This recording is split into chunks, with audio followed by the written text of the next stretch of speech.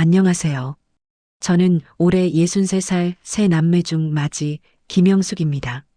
오늘 여러분께 제 이야기를 들려드리려고 합니다. 아마 많은 분들이 공감하실 수도 있고 또 어떤 분들은 제가 나쁜 딸이라고 생각하실 수도 있을 것 같습니다. 저는 살아있는 엄마를 요양병원에 버렸습니다.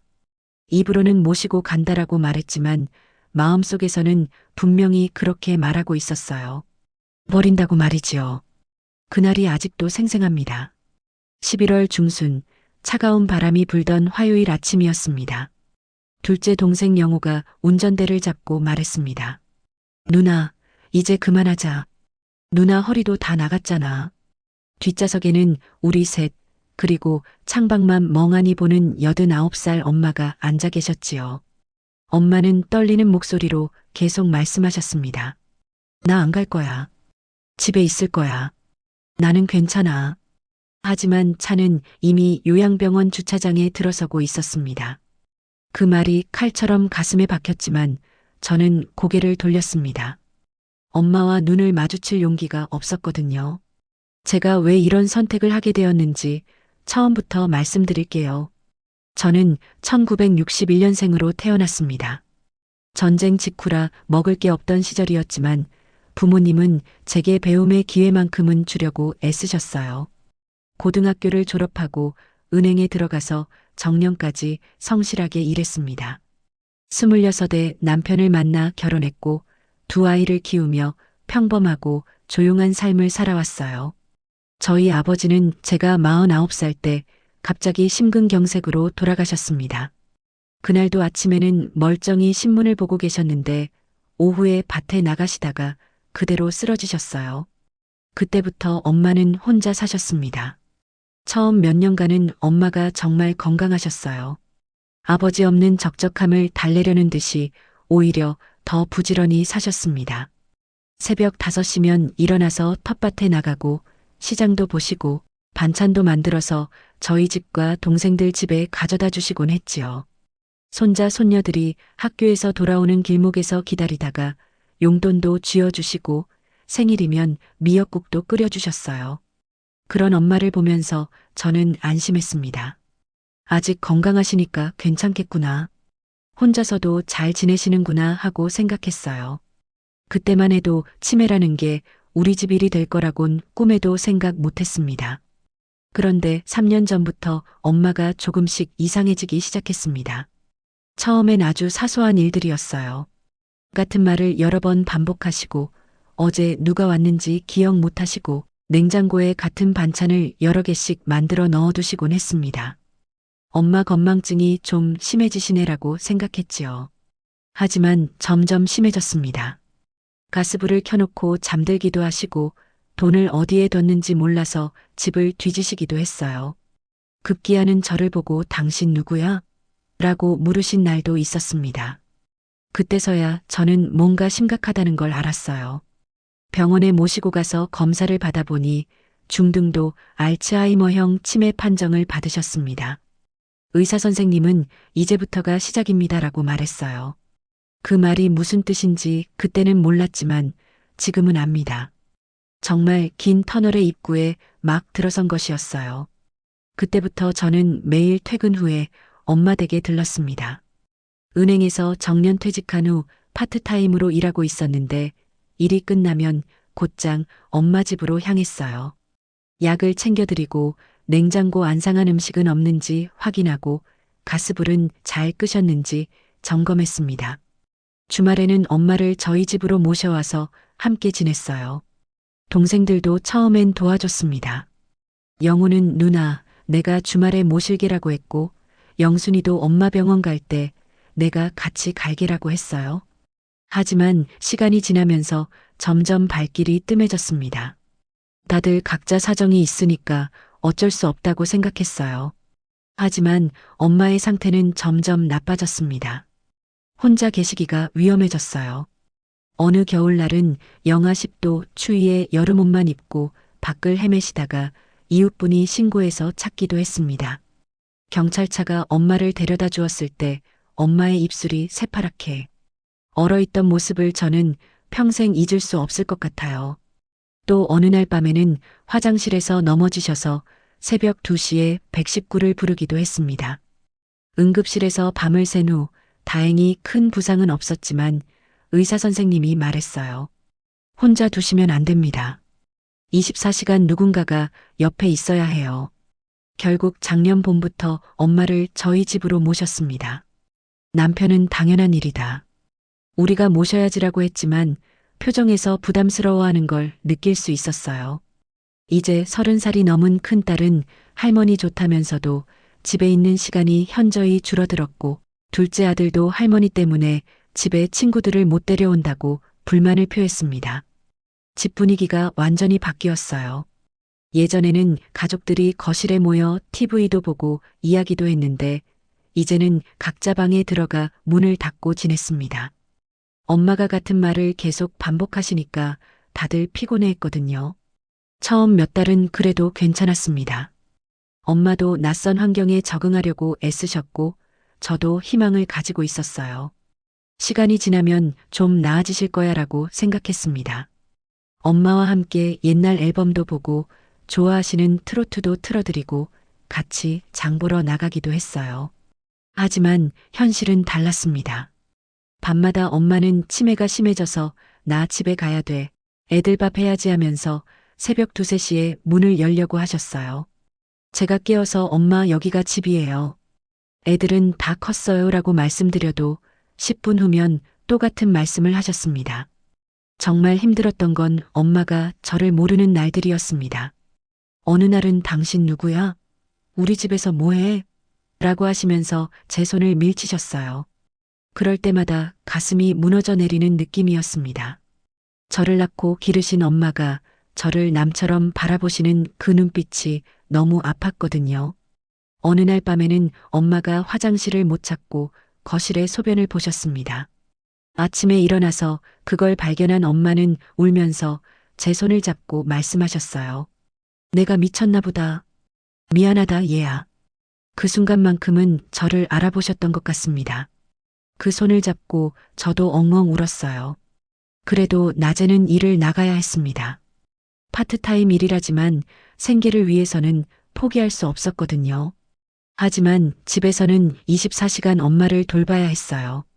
기저귀 갈아드리고 약 챙겨드리고 물 떠다 드리고 밤에는 잠을 거의 못 잤습니다. 엄마가 언제 일어나실지 모르니까 항상 한쪽 귀는 열어두고 잤거든요. 60을 넘은 제 몸도 점점 망가졌습니다. 허리는 끊어질 것 같고 무릎은 부어올랐고 거울을 보면 제 얼굴이 아니라 지친 노인이 서 있더라고요. 평소 정상이던 혈압도 높아졌고 소화도 안 되고 머리카락도 많이 빠졌습니다. 이웃들도 저를 보며 혀를 차셨어요. 아이고, 얼굴이 완전 달라졌네. 너무 무리하지 말어. 하지만 그분들도 구체적인 도움은 주지 못했습니다. 다들 각자 사정이 있으니까요. 그러던 어느 날이었습니다. 제가 엄마를 욕실에서 씻겨드리다가 같이 미끄러졌어요. 욕실 바닥이 미끄러웠는데 엄마를 부축하다가 균형을 잃었습니다. 엄마는 엉덩방아만 찌우셨지만 저는 그대로 바닥에 머리를 부딪혔어요. 한동안 정신이 나갔다가 깨어났는데 머리가 깨질 것처럼 아팠습니다. 그날 밤 머리가 지끈거리는데도 엄마는 또 새벽 3시에 저를 깨우셨습니다. 얘야, 나 집에 가야 돼. 시어머니가 기다려. 이미 돌아가신 지 20년이 넘은 할머니 얘기를 하고 계셨어요. 그때 저는 정말 한계를 느꼈습니다. 그때 처음으로 이런 생각이 스쳤습니다. 차라리 엄마가 여기까지 생각하고 저는 입을 틀어막았습니다. 이런 생각을 하는 제가 너무 무서웠거든요. 효부라고 소문났던 제가 이런 끔찍한 생각을 하다니요. 그 후로 동생들이 요양병원을 이야기했을 때 저는 더 이상 부정할 힘이 없었습니다. 누나, 이건 버리는 게 아니야. 이제 전문가한테 맡기자는 거지. 영우가 말했습니다. 맞아, 언니, 우리도 60 넘었는데 한계가 있지. 언니까지 쓰러지면 어떡해. 막내 영순이도 거들었어요. 그 말을 들으며 저는 고개를 끄덕였지만 마음 한구석에서 어떤 목소리가 소리쳤습니다. 아니야. 이건 버리는 거야. 엄마를 집 밖으로 내치는 거야. 동시에 다른 목소리도 들렸어요. 그래도 어쩔 수 없잖아. 이대로 가다간 너도 죽어. 그렇게 우리는 지금 요양병원 입구 앞에 서 있습니다. 문만 열면 엄마의 남은 인생이 완전히 바뀌는 그 문 앞에서요. 저는 점점 숨이 가빠졌습니다. 과연 이 문을 여는 게 맞는 선택일까요? 아니면 다시 집으로 돌아가서 끝까지 제가 모셔야 하는 걸까요? 그런데 바로 그 순간 병원 안에서 상담사가 나와서 우리를 맞이했습니다. 어머님 모시러 오셨죠? 들어오세요. 그리고 그때부터 제가 상상도 못했던 서류 작업들이 기다리고 있었습니다. 보호자분, 여기 동의서 작성해 주세요. 요양병원 상담실에 들어서자 간호사가 너무도 익숙한 표정으로 서류 뭉치를 내밀었습니다. 하얀 벽, 소독약 냄새가 코를 찔렀어요. 거기에는 낙상 시 책임 면제 응급 상황 시 조치 동의 같은 단어들이 줄줄이 적혀 있었습니다. 큰딸분이 주 보호자시죠? 간호사가 물었습니다. 네. 볼펜을 쥔 손이 떨렸습니다. 언니, 그냥 빨리 해. 엄마 힘들잖아. 셋째 영순이가 옆에서 재촉했어요. 그래, 엄마가 힘들어하고 계시다는 건 맞았습니다. 차 안에서 계속 집에 가자고 말씀하시던 모습이 눈에 선했거든요. 그런데 왜 제 가슴이 더 아팠을까요? 첫 번째 서류는 입원 신청서였습니다. 환자 성명, 생년월일, 주소를 적었어요. 엄마 이름을 쓰는데 손이 덜덜 떨렸습니다. 마치 엄마를 어딘가에 팔아넘기는 계약서를 쓰는 기분이었거든요. 입원 결정 사유칸이 있었습니다. 저는 한참을 망설이다가 이렇게 적었어요. 24시간 돌봄 필요, 야간 선망 증상 악화, 자택에서 보호 어려움. 간호사가 그 글을 보더니 고개를 끄덕이며 말했습니다. 잘하셨어요. 집에서 버티다가 다 같이 무너지는 가족들 정말 많이 봤거든요. 그 말이 위로가 돼야 하는데 왜 이렇게 서러운지 모르겠더라고요. 잘했다는 말이 드디어 올 때가 왔다는 사형 집행 같은 말로 들렸습니다. 두 번째 서류는 개인정보 활용 동의서였어요.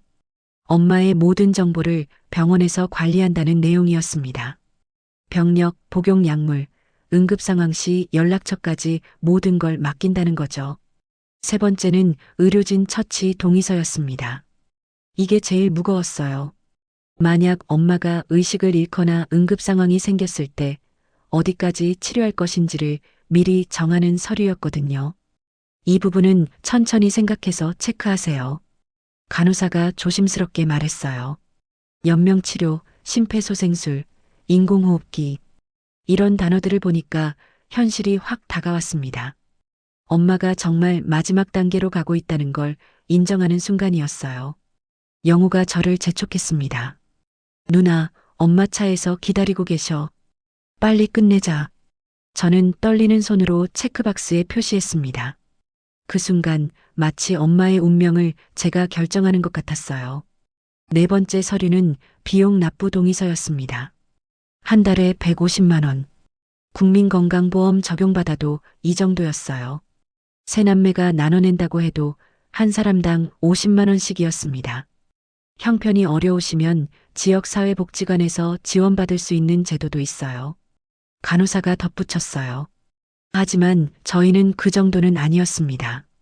다들 집도 있고 자식들 대학도 보낸 형편이니까요. 다만 이제부터 매월 이 돈이 나간다고 생각하니까 막막했어요. 마지막 서류는 입원 생활 규칙 동의서였습니다.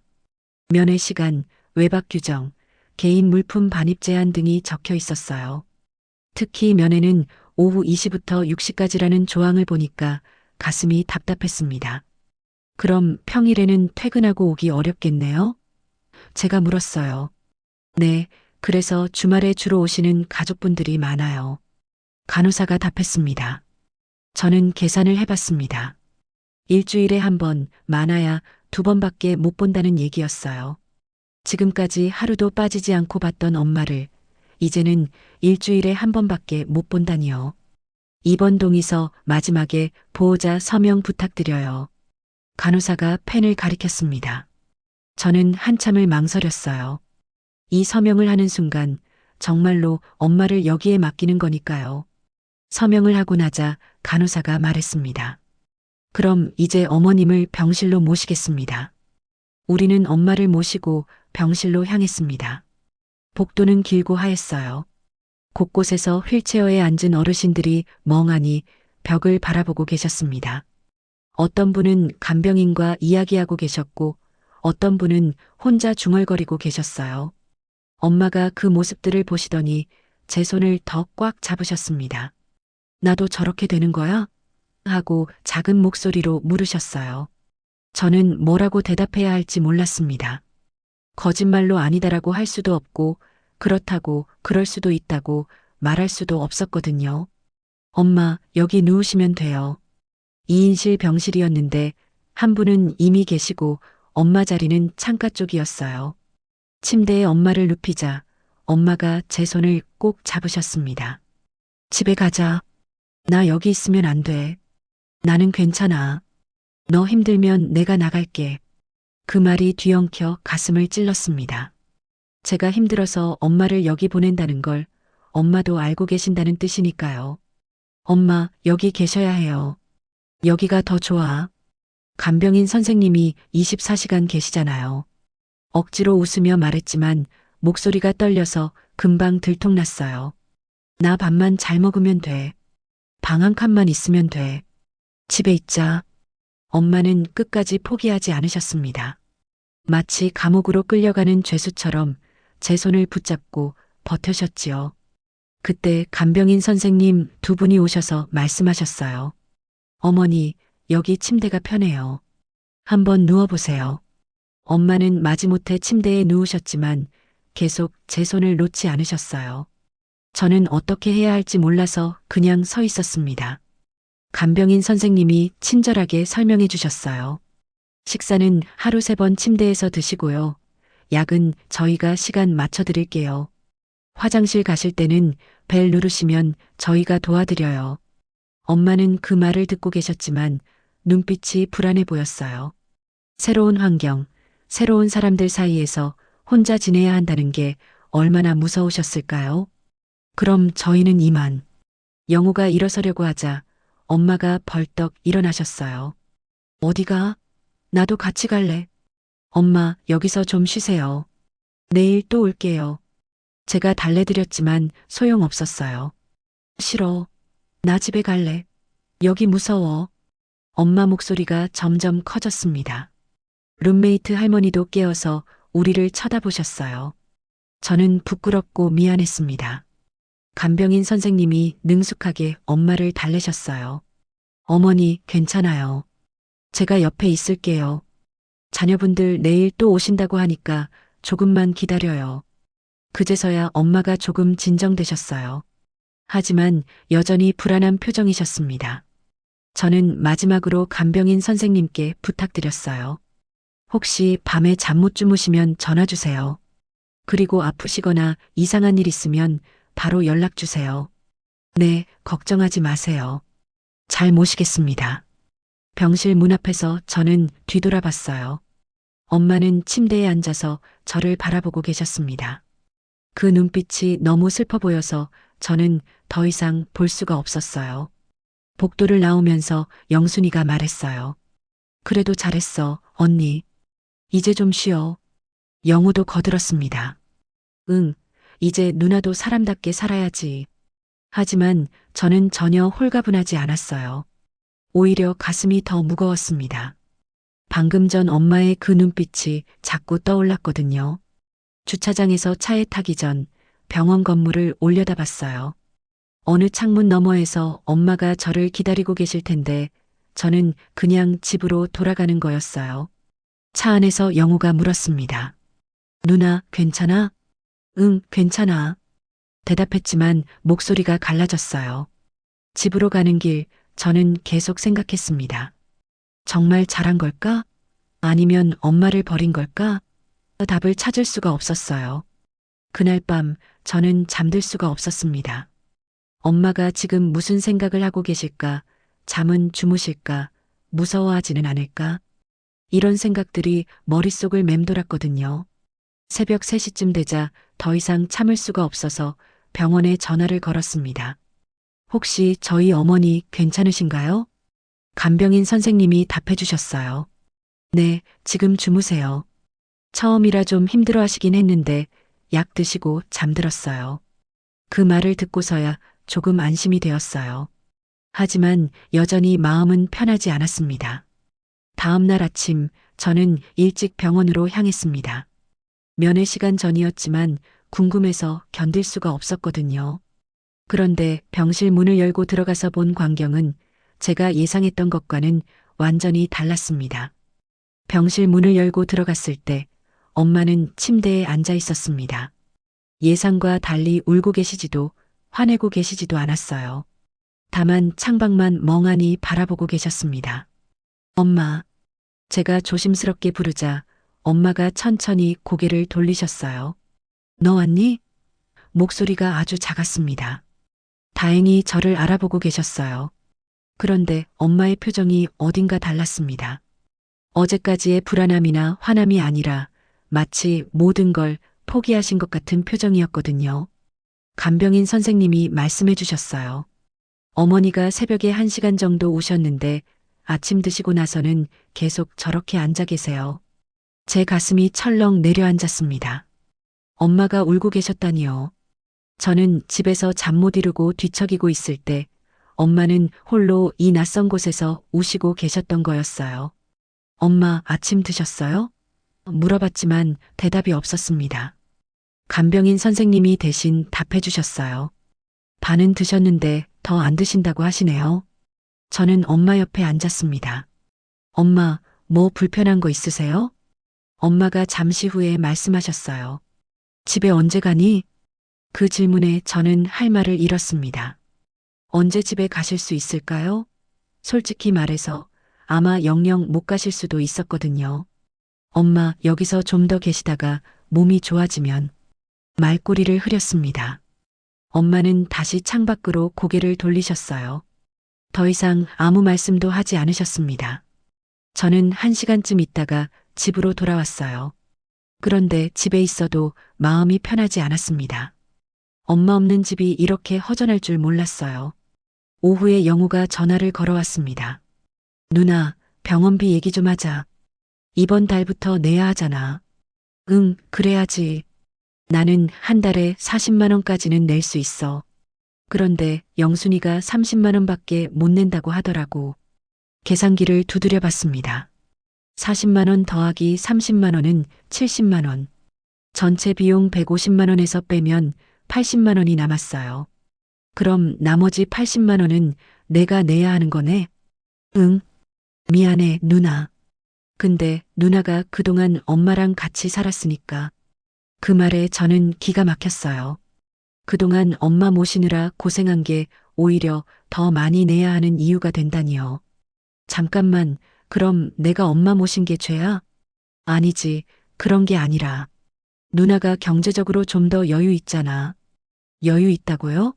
저도 파트타임 일하면서 겨우 생활비 벌고 있는데 말이에요. 그 순간 영순이가 끼어들었습니다. 스피커폰이었나 봐요. 언니, 우리도 각자 사정 있잖아. 진아 대학 등록금도 있고. 저도 모르게 목소리가 올라갔습니다. 야, 그럼 나는 사정 없냐? 나도 월세 내고 생활비 벌어야 하는데. 누나, 진정해. 우리가 다투자고 하는 얘기가 아니야. 영우가 달랬어요. 하지만 이미 제 속은 끓어오르고 있었습니다. 그동안 엄마 모시느라 얼마나 힘들었는데 이제 와서 돈 얘기부터 나온다니요. 그날 저녁 세 남매가 만나서 정식으로 얘기했습니다. 영호 집에서 만났는데 분위기가 처음부터 어색했어요. 영순이가 먼저 입을 열었습니다. 언니 미안한데 나는 정말 30만 원이 한계야. 진아가 내년에 대학 가는데 준비할 게 너무 많아. 영호도 거들었어요. 나도 마찬가지야. 회사가 요즘 어려워서 보너스도 없어졌어. 저는 한숨을 쉬었습니다. 그럼 내가 80만 원을 내라는 얘기네. 누나, 그동안 엄마가 누나 집에 계실 때 생활비 같은 건 누나가 다 댔잖아. 우리는 그것도 못 도와드렸고, 영호 말이 맞긴 했어요. 엄마 드실 약과 기저귀가 식비 같은 건 제가 다 댔거든요. 좋아. 그럼 내가 80만 원 낼게. 대신 조건이 있어. 뭔데? 엄마 면회는 우리 셋이 번갈아 가자. 일주일에 2번은 누군가 가는 거야. 영순이가 난색을 표했어요. 언니, 나는 일요일 말고는 힘들어. 평일에는 일하고 토요일에는 진아 학원 데려다 줘야 하고 영호도 마찬가지였어요. 나도 주말 중 하루만. 평일은 정말 어려워. 결국 제가 혼자서 자주 가야 한다는 얘기였어요.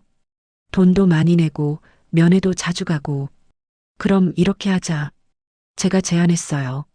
돈은 내가 많이 낼게. 대신 한 달에 한 번씩은 셋이 다 같이 가는 거야. 그리고 무슨 일 있으면 바로 연락받겠어. 그래, 그게 좋겠다. 영우가 동의했어요. 하지만 저는 속으로 씁쓸했습니다. 결국 모든 부담이 저에게 오는 거였거든요. 며칠 후 더 큰 문제가 생겼습니다. 영순이가 갑자기 전화를 걸어왔어요. 언니, 우리 엄마 요양병원에 있다는 얘기 다른 사람들한테 하면 안 돼. 왜? 진아 친구 엄마가 그러는데 요즘은 부모를 요양병원에 보내면 불효자라고 손가락질 받는다더라고. 저는 어이가 없었어요. 그럼 뭐라고 말하라고? 집에서 모시고 있다고 해. 아니면 병원에서 치료받고 있다고 하든지. 영호도 비슷한 생각이었어요. 누나, 우리 체면도 있잖아. 사람들이 뭐라고 할까봐 걱정돼. 그 순간 저는 화가 치밀어 올랐습니다. 체면? 지금 그게 중요해? 언니, 우리도 사회생활 해야 하잖아. 영순이가 변명했어요. 저는 깨달았습니다. 이제부터 우리는 거짓말을 하며 살아야 한다는 걸 말이에요. 엄마를 요양병원에 모신 걸 숨기고 마치 집에서 정성껏 모시고 있는 것처럼 연기해야 한다는 거죠. 그날 이후 정말 그랬어요. 이웃들이 어머님 어떠세요? 라고 물으면 집에서 잘 계셔요라고 대답했습니다. 직장 동료들도 마찬가지였어요. 하지만 거짓말할 때마다 마음이 무거워졌어요. 왜 우리가 숨어야 할까? 왜 우리 선택을 부끄러워해야 할까? 한 달이 지났습니다. 병원에서 첫 번째 청구서가 나왔어요. 정확히 148만 원이었습니다. 영우가 40만 원, 영순이가 30만 원, 저는 78만 원을 냈어요. 그런데 영순이가 또 문제를 제기했어요. 언니, 이번 달은 진아 학원비 때문에 20만 원밖에 못 내겠어. 저는 한숨을 쉬었습니다. 그럼 나머지는 또 내가 내야 하는 거야? 한 달만. 다음 달에는 꼭 30만 원 낼게. 영호도 거들었어요. 누나, 우리가 이러려고 한 게 아닌데. 정말 사정이 그래. 결국 저는 88만 원을 냈어요. 제 한 달 수입의 거의 대부분이었습니다. 그러면서 이상한 경쟁이 시작됐어요. 누가 더 효자인지를 재는 보이지 않는 경쟁 말이에요. 영우는 내가 이번 주에 2번 갔다고 자랑했고, 영순이는 나는 엄마 좋아하시는 과일 사다 드렸다고 말했어요. 저는 병원비 대부분을 내고 있다는 사실로 맞섰습니다. 정말 우스꽝스러웠어요. 엄마를 요양병원에 모신 죄책감 때문에 이제는 서로 누가 더 잘하고 있는지 따지고 있었거든요. 어느 날 병원에서 연락이 왔어요. 어머님이 며칠째 식사를 거의 안 하고 계세요. 가족분이 오셔서 좀 달래주시면 좋겠습니다. 저는 급히 병원으로 갔어요. 엄마는 침대에 누워서 천장만 바라보고 계셨습니다.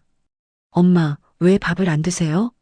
엄마가 저를 보더니 말씀하셨어요. 배가 안 고파? 간병인 선생님이 걱정스럽게 말씀하셨어요. 이러다가 영양실조가 올 수도 있어요. 저는 동생들에게 연락했어요. 엄마가 식사를 거의 안 하신다고 해. 우리가 뭔가 해야겠어. 영우가 답했어요. 그럼 어떻게 해? 병원에서 해결해야 하는 거 아니야? 우리가 더 자주 가서 엄마를 달래드려야 할 것 같아. 영순이가 투덜거렸어요. 언니, 나는 정말 시간이 없어. 언니가 가까우니까 언니가 좀 더. 또 저에게 모든 게 돌아왔어요. 그날 밤 저는 정말 한계를 느꼈습니다. 돈도 많이 내고 면회도 자주 가고 응급 상황도 다 제가 처리해야 하고, 이게 정말 함께 엄마를 모시는 걸까요? 더 큰 문제는 동생들과의 관계였어요. 예전에는 그래도 가족이라는 끈끈함이 있었는데, 이제는 만날 때마다 돈 얘기, 의무 얘기만 나왔어요. 며칠 후 영순이가 충격적인 얘기를 했어요. 언니, 솔직히 말할게. 우리 집에서는 엄마가 언제까지 계실 거냐는 얘기가 나와. 무슨 뜻이야? 진아 아빠가 그러는데 요양병원비 때문에 우리 가정 경제가 어려워진다고. 차라리 다른 방법을 생각해 보자고. 다른 방법이라니요? 설마 엄마를 더 싼 곳으로 옮기자는 얘기일까요? 언니도 부담스럽지 않아? 매달 80만 원씩 내는 거. 솔직히 부담스러웠어요. 하지만 그렇다고 엄마를 어디로 보내겠다는 건지. 그 순간 저는 깨달았어요. 우리가 지금 하고 있는 건 효도가 아니라 효도 경쟁이라는 걸. 누가 더 많이 하는지, 누가 더 희생하는지를 재는 차가운 계산이었어요. 그런데 정작 엄마는 혼자서 밥도 안 드시고 우리를 기다리고 계셨죠. 그날 밤 저는 엄마 침대 옆에 앉아서 오랫동안 생각했습니다. 우리가 과연 올바른 선택을 한 걸까? 이게 정말 엄마를 위한 길일까? 그런데 바로 그때 뜻밖의 일이 일어났어요. 엄마가 베개 밑에서 무언가를 꺼내신 거예요. 엄마가 베개 밑에서 꺼내신 건 낡은 공책 하나였습니다. 노란 줄이 그어진 문방구에서 1,000원에 파는 그런 줄공책이었어요. 이거 좀 봐라. 엄마가 말씀하셨습니다. 저는 조심스럽게 공책을 받아들었어요. 표지에는 엄마의 삐뚤삐뚤한 글씨로 내 가족이라고 적혀 있었습니다. 글씨가 예전보다 많이 흐려져 있었지만 정성스럽게 쓴 흔적이 보였어요. 첫 페이지를 펼치니 엄마 글씨로 이렇게 적혀 있었어요. 첫째 딸, 이름 김영숙, 63살, 은행에 다녔다. 착하다. 나를 많이 돌봐줬다. 두 번째 줄에는 둘째 아들, 이름 김영호, 60살, 운전 잘한다. 목소리가 크다. 웃으면 아빠 닮았다. 세 번째 줄에는 셋째 딸, 이름 김영순, 58살, 요리 잘한다. 웃음 많다. 진아 엄마다. 엄마는 기억이 흐려지면서 우리를 잊지 않으려고 공책에 모든 걸 적고 계셨던 거예요. 우리 각각의 특징까지 세세하게 기록해 두셨더라고요. 엄마, 저는 말문이 막혔습니다. 내가 자꾸 까먹어서 너희 얼굴도 이름도. 그래서 적어놨다. 간병인 선생님이 공책 사다 주셨어. 엄마가 웃으며 말씀하셨지만 그 웃음이 너무 아프게 보였어요. 기억을 잃어가는 두려움과 싸우고 계신 모습이 느껴졌거든요. 다음 페이지를 넘겼습니다. 거기에는 날짜별로 짧은 기록들이 적혀 있었어요. 11월 15일. 큰딸이 왔다. 울었다. 왜 울었을까? 나 때문인가? 11월 16일. 밥이 맛없다. 집밥이 그립다. 김치찌개 먹고 싶다. 11월 17일. 둘째 아들이 왔다. 바빠 보였다. 30분만 있다 갔다. 11월 18일. 오늘은 아무도 안 왔다. 외롭다. 창밖 비가 온다. 11월 19일. 셋째 딸이 왔다. 과일 사왔다. 맛있었다.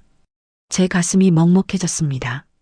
엄마는 매일매일을 이렇게 세세하게 기록하고 계셨던 거예요. 우리가 언제 왔는지, 얼마나 있었는지, 무엇을 가져왔는지까지요. 다시 페이지를 넘기자 더 긴 글이 적혀 있었어요. 요양병원에 온 이후 큰딸이 힘들어했다. 허리도 아프고 잠도 못 잤다. 밤마다 내가 깨웠다. 화장실 실수도 많이 했다. 내 잘못이다. 그 아래에는 큰 글씨로 이렇게 적혀 있었습니다. 미안하다. 미안하다. 미안하다. 3번 반복해서 적힌 미안하다라는 글자. 그 밑에는 번진 잉크 자국이 있었어요. 분명 엄마의 눈물이었을 거예요. 제 눈에서도 눈물이 흘러내렸습니다. 엄마, 왜 이런 걸 써? 제가 더 미안한데. 엄마가 제 손을 쓰다듬으셨어요. 손이 예전보다 많이 마르고 거칠어져 있었지만 여전히 따뜻했어요. 너 아니었으면 나는 진작에 어디 길바닥에 쓰러져 죽었을 거야. 너희 아버지 먼저 보내고 나도 정신없이 살다 보니 너한테만 너무 기대고 살았다. 엄마, 그런 말 하지 마세요. 제가 힘들다고 엄마를 여기 모신 건데. 그러자 엄마가 조용히 말씀하셨어요. 여기 좋다. 뭐? 라고 하셨어요? 여기 좋다고. 밤에 화장실 가고 싶으면 벨 누르면 누가 와. 집에서는 너 깨워야 했잖아. 나도 미안했어. 너 자는 소리 들으면서도 깨워야 했어. 저는 어리둥절했어요. 그동안 엄마가 이곳을 감옥처럼 느끼실 거라고 생각했는데 오히려 편안해하고 계셨던 거예요. 그래서 여기 온 거 잘한 거다. 너도 이제 푹 자지? 네. 엄마, 다행이다. 내가 아프면 어떡하나 걱정했어. 엄마 말씀을 듣는 순간 제 머릿속이 하얘졌어요. 그동안 저는 엄마를 버렸다고 생각했는데 엄마는 이미 이 선택을 받아들이고 오히려 저를 걱정하고 계셨던 거예요. 공책의 다음 페이지에는 더 놀라운 글이 적혀 있었어요. 애들이 자주 안 와도 괜찮다. 다들 바쁘다. 나도 바빴으니까 안다. 일하고 집안일하고 얼마나 힘든지 안다. 큰딸은 돈 많이 낸다고 들었다. 고맙다. 미안하다. 너무 부담 주는 것 같아서. 둘째 아들은 주말에만 온다. 괜찮다. 운전해서 오는 것도 힘들 텐데. 기름값도 많이 들고. 셋째 딸은 한 달에 한 번 온다. 그래도 온다. 고맙다. 진아 때문에 바쁠 텐데. 엄마는 우리 상황을 다 이해하고 계셨어요. 그리고 우리를 원망하지도 않으셨고요. 오히려 우리를 걱정하고 계셨던 거예요. 엄마, 저는 울음을 참을 수 없었어요. 울지 마라. 나는 괜찮다. 여기 간병인 선생님들도 친절하고 룸메이트 할머니도 좋은 분이야. 엄마가 제 등을 토닥토닥 해주셨어요. 어린아이 달래듯이요. 그리고 말이야. 엄마가 속삭이듯 말씀하셨어요. 집에 있을 때보다 마음이 편해. 너희들 눈치 안 봐도 되거든. 눈치요? 응. 내가 실수할 때마다 너희가 힘들어하는 거 보는 게 제일 힘들었어. 여기서는 실수해도 간병인 선생님들이 그냥 치워주셔. 저는 그제서야 깨달았어요. 엄마도 집에서 저에게 의존하며 사는 게 부담스러우셨을 거라는 걸요. 자식에게 폐를 끼친다는 마음으로 얼마나 마음고생을 하셨을까요? 공책의 마지막 페이지에는 이런 문장이 적혀 있었어요. 죽기 전에 애들한테 꼭 하고 싶은 말, 너희는 나 버린 거 아니다. 나도 너희 살리려고 여기 온 거다. 이제 너희는 잠도 푹 자고 일도 잘하고 건강하게 살아라. 그게 나한테는 제일 큰 효도다. 그 문장을 읽는 순간 저는 숨이 막혔어요. 그동안 저희가 서로에게 씌워둔 버림이라는 이름이 조금씩 풀리는 소리가 들리는 것 같았어요. 엄마, 정말 여기가 좋으세요? 응. 간병인 선생님들도 친절하고 밥도 시간 맞춰주고 약도 안 까먹게 챙겨주고 집에서보다 훨씬 편해. 그런데 엄마 며칠 전부터 밥을 안 드신다고 해서 아, 그거. 엄마가 쑥스럽게 웃으셨어요. 입맛이 없어서. 근데 오늘 너 보니까 다시 먹고 싶어졌다. 너 얼굴 보니까 기분이 좋아져. 간병인 선생님이 마침 들어오셨어요. 어머님, 저녁 드실까요? 오늘은 된장찌개예요. 응, 먹을게. 된장찌개 좋아해. 엄마가 대답하셨어요. 저는 엄마가 식사하시는 걸 지켜봤어요. 며칠 만에 제대로 드시는 모습이었어요. 한 숟갈 한 숟갈 천천히 맛있게 드셨어요. 맛있어? 제가 물었어요. 응, 맛있다. 너도 먹어라. 많이 말랐다. 엄마가 숟가락으로 반찬을 떠서 제 입에 넣어주려고 하셨어요. 저는 그걸 받아 먹었습니다. 정말 오랜만에 엄마가 떠주신 밥이었어요. 식사를 마치고 저는 동생들에게 전화를 걸었어요. 영호야, 지금 병원에 와볼 수 있어? 왜?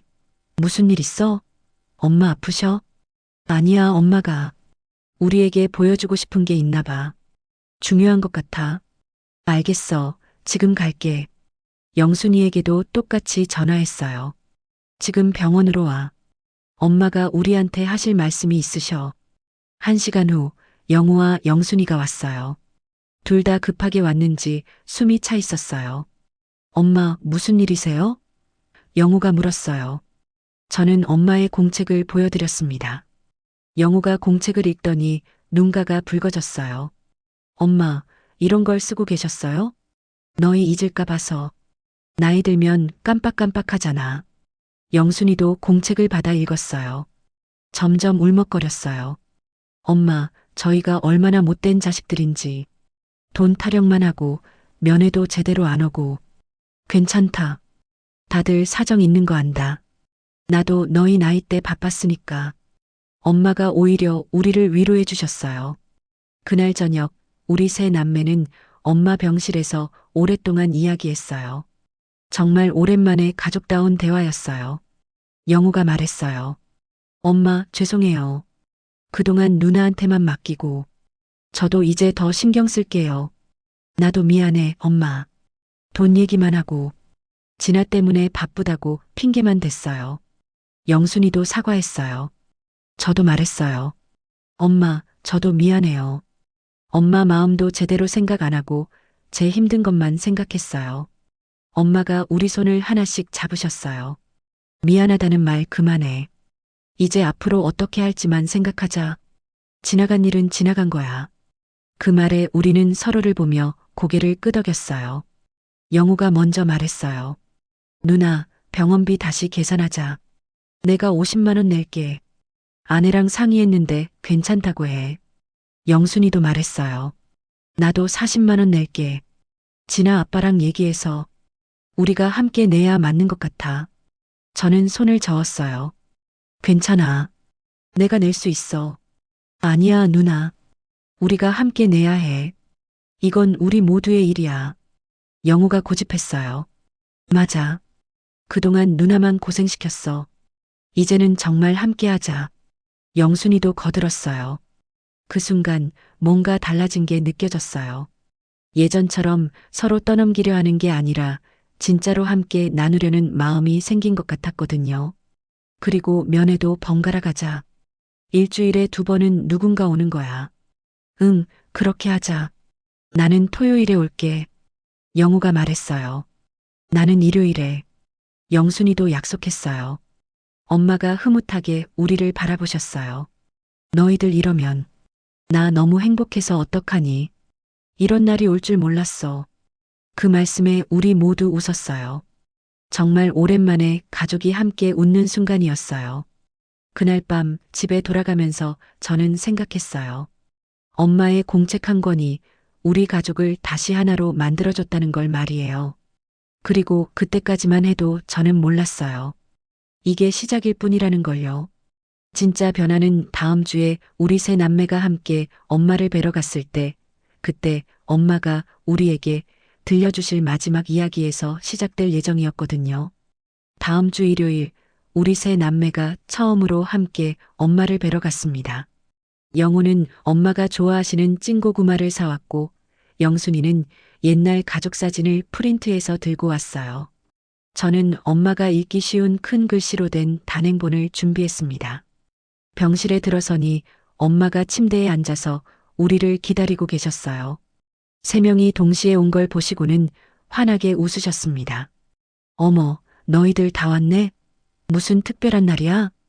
그냥 오고 싶어서 왔어요. 영순이가 말했어요.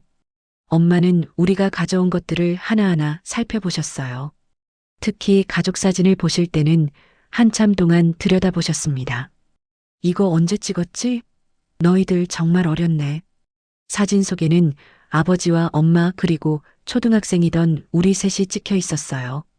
아버지 돌아가시기 전 마지막 가족여행에서 찍은 사진이었습니다. 아버지 참 잘생겼지? 엄마가 사진을 쓰다듬으시며 말씀하셨어요. 네, 엄마도 정말 예뻐요. 제가 답했습니다. 그때는 내가 예뻤지. 지금은 늙어서. 지금도 예뻐요, 엄마. 영우가 말했어요. 우리는 1시간 넘게 옛 이야기를 나눴어요. 어린 시절 추억, 아버지와의 기억, 우리가 자라면서 일어났던 일들. 정말 오랜만에 가족이 함께하는 시간이었습니다. 그런데 갑자기 엄마가 진지한 표정을 지으시더니 말씀하셨어요. 너희들한테 꼭 하고 싶은 말이 있어. 우리는 모두 엄마를 바라봤습니다. 내가 여기 와서 많이 생각해 봤어. 그동안 너희들이 얼마나 힘들었는지. 특히 큰딸아, 너한테는 너무 많이 기댔다.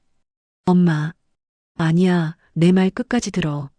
나는 너희들이 나를 여기 데려온 게 잘못됐다고 생각 안 해. 오히려 용기 있는 선택이었다고 생각해. 엄마 말씀이 계속 이어졌습니다. 집에서 너희랑 같이 살 때 나는 행복했어. 하지만 동시에 너무 미안했어. 밤마다 깨우고 실수하고 너희들 생활을 힘들게 만드니까. 엄마, 그런 게 아니에요. 여기 와서 알았어. 나도 편하고 너희도 편한 게 맞다고. 죄책감 가질 필요 없어. 엄마가 우리 손을 차례로 잡으셨어요. 대신 부탁이 하나 있어. 서로 미안해하지 말고 남은 시간 동안 좋은 기억만 만들자. 그날 오후 우리는 엄마와 함께 병원 정원을 산책했어요. 휠체어에 앉으신 엄마를 영호가 밀어드리고 영순이와 저는 양옆에서 걸었습니다. 날씨가 참 좋네.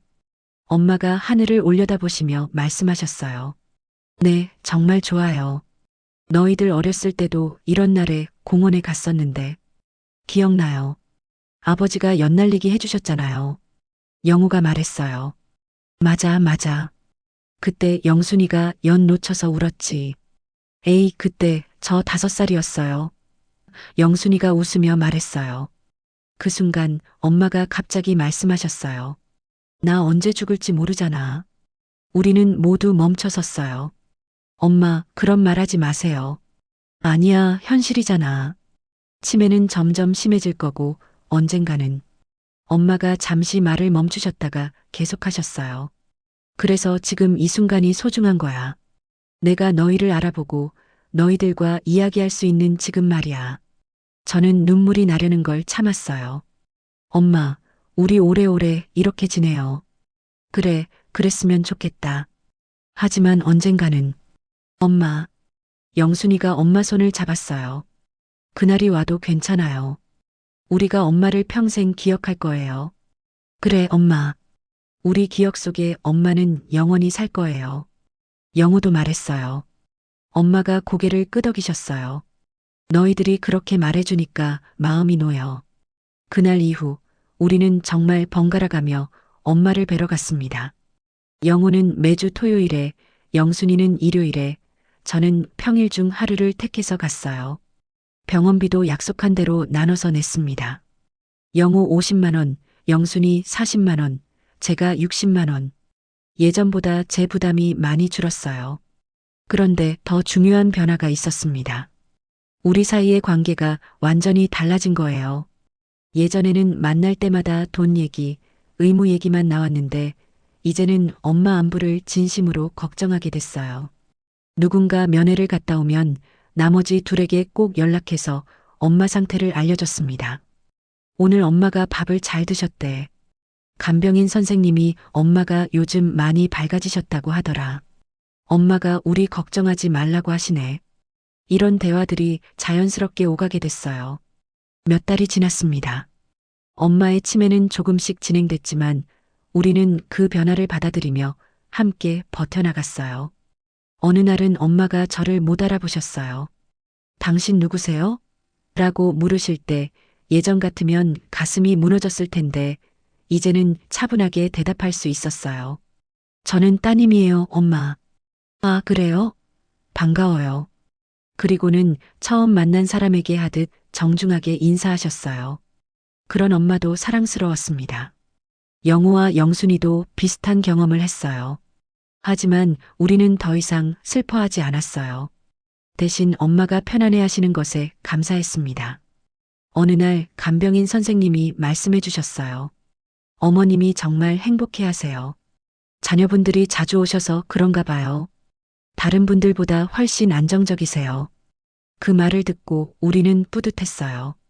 우리가 잘하고 있다는 증거 같았거든요. 1년이 지났습니다. 그동안 우리는 많은 걸 배웠어요. 효도는 완벽해야 하는 게 아니라는 것. 각자의 한계를 인정하고 함께 나누는 게 더 중요하다는 것. 그리고 무엇보다 죄책감에 사로잡혀 사는 것보다 남은 시간을 소중히 여기는 게 진짜 사랑이라는 것을 말이에요. 요즘 엄마는 우리를 잘 못 알아보세요. 하지만 우리가 오면 환하게 웃으십니다. 그 웃음이면 충분해요. 지난주에는 세 남매가 함께 가서 엄마와 옛날 노래를 불렀어요. 엄마가 젊었을 때 좋아하셨던 트로트였는데 놀랍게도 가사를 다 기억하고 계셨어요. 옛날에 이 노래 들으면서 너희 아버지랑 춤췄는데 엄마가 말씀하셨어요. 그날은 엄마가 우리를 다 알아보셨어요. 그런 날들이 점점 줄어들고 있지만 그래서 더 소중합니다. 어제는 영순이가 전화를 걸어왔어요.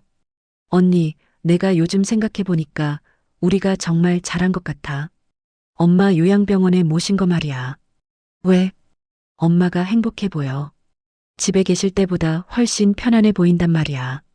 영호도 비슷한 말을 했어요. 누나, 우리가 처음에는 엄마를 버린다고 생각했잖아.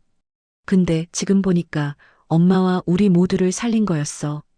저도 그런 생각이 들어요. 이제 저는 이렇게 말하고 싶습니다. 혹시 저와 같은 고민을 하고 계신 분들이 있다면 말이에요. 우리는 완벽한 자식이 될 필요가 없습니다.